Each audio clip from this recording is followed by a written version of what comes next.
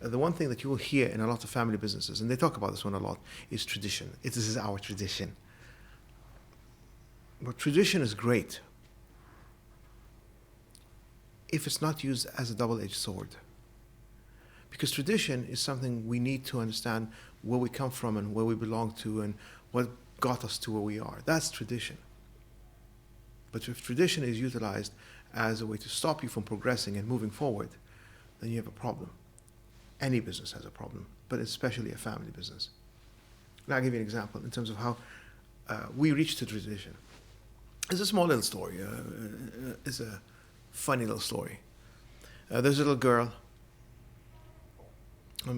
She sees her mother making a Sunday roast, and the mother takes out the roast and cuts the end of the roast. Cuts off the end. So the daughter asks, why are you cutting off the end of the roast? She goes, I don't know. Your grandmother used to do that, so I'm following her tradition. All right? So she goes and asks her grandmother, Grandmother, why do you cut off the end of the roast on a Sunday roast? And the grandmother says, I don't know. Your great-grandmother used to do that. That's our family tradition. Go ask your great-grandmother.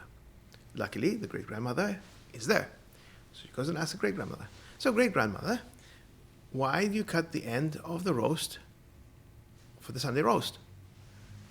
So the grandmother says, well, because in our old apartment, the stove was so small, we couldn't put the Sunday roast inside, so we need to cut off the edge to be able to fit it inside the stove.